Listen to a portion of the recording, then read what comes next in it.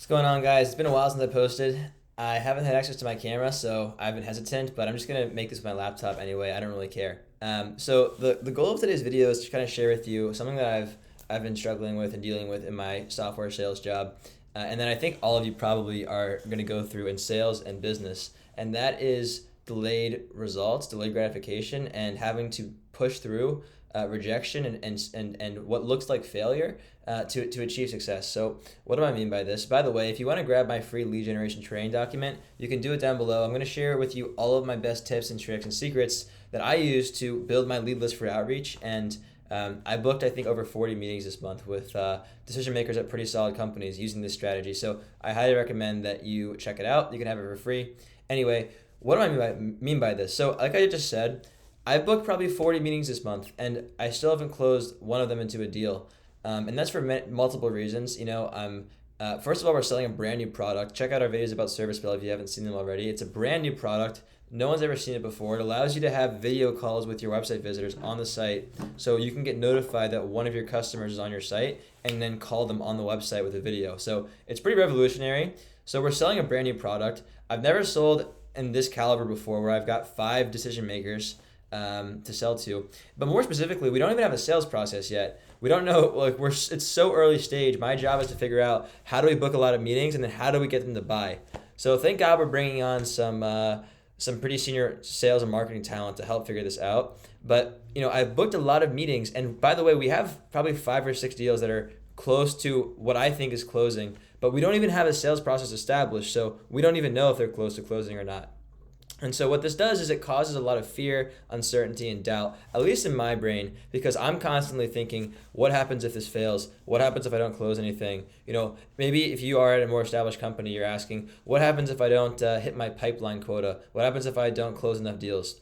And it can be scary because you want to, if you're a successful salesperson and you're driven by results, and maybe you even get some of your hopefully not actually, but a lot of salespeople probably get their self-worth from their job in some ways. Like they feel good about being the best salesperson, which you really shouldn't measure yourself based on how many sales you can make, but whatever. The point is, there's a lot of pressure in sales to perform. And especially at an early stage startup where there's not even a sales process yet, I feel like there's even more pressure that I'm putting on myself to succeed. And so this, again, can cause a lot of doubt, a lot of fear.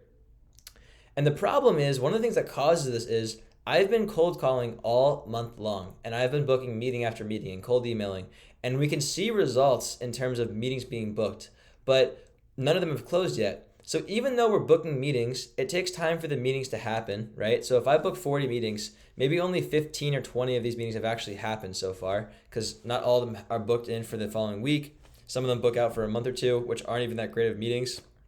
And then some of the ones that are booked for soon will reschedule, and then you enter into a sales process that you don't know how to navigate, and you've got like 4, 5, 6 calls to close a deal. So it just takes time, and the problem is that all of this time that you spend early on prospecting, calling, emailing, jumping on meetings, it seems like you're not getting anywhere because all of these meetings just end with like no sale, right? All of this work you're doing is call after call, rejection after rejection.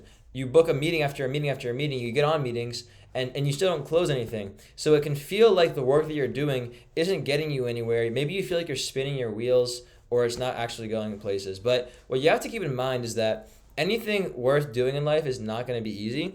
And really, actually, anything worth doing is probably going to be pretty hard. And it's going to be, challenging. And you're going to have to push through a lot of these self-limiting beliefs and doubts in your head and try and get to the finish line. But the work that you do now, and this is probably analogous for all things in life, but especially in sales, the work that you're doing now is going to help you in the future, because all the pipeline that I'm building, all of the calls that I'm making, all the meetings I'm having, something's going to close. I know one of these is going to close. We're going to figure out why this one closed. And then we can look at, okay, how long did it take to close? How many meetings did I need to close this? And you can iterate on the process and really figure out who's buying this, why are they buying it, and iterate the process to get it to the point where the deals are closing. If you're starting a new business and you're trying to figure out how to get customers in, and you feel like you're spinning your wheels, which maybe you are, or you're starting a new cold email strategy and you're trying to figure it out and you feel like you're spinning your wheels, know that the effort you're putting in now will pay off in the future. Even if it's a total failure, you'll learn from it. And ideally, it's going to eventually result in a sale. It's just going to take a lot of time because there's a lot of steps to figure out along the way. So when I'm feeling like a little bit, I guess, nervous about something closing and things taking time, I know that the work that I'm doing now is going to pay off in the future, and that I just need to keep prospecting and continue iterating on my process, continue iterating on my sales process, and making sure that I've got a full pipeline, having a lot of conversations, trying to adapt my approach, getting feedback from others, and eventually something will close. And then once you have that win, you can iterate from there. The first step is, how do I get a meeting booked? How do I get a lot of meetings booked is number 2. How do I actually close a meeting? And then how do I close a lot of meetings?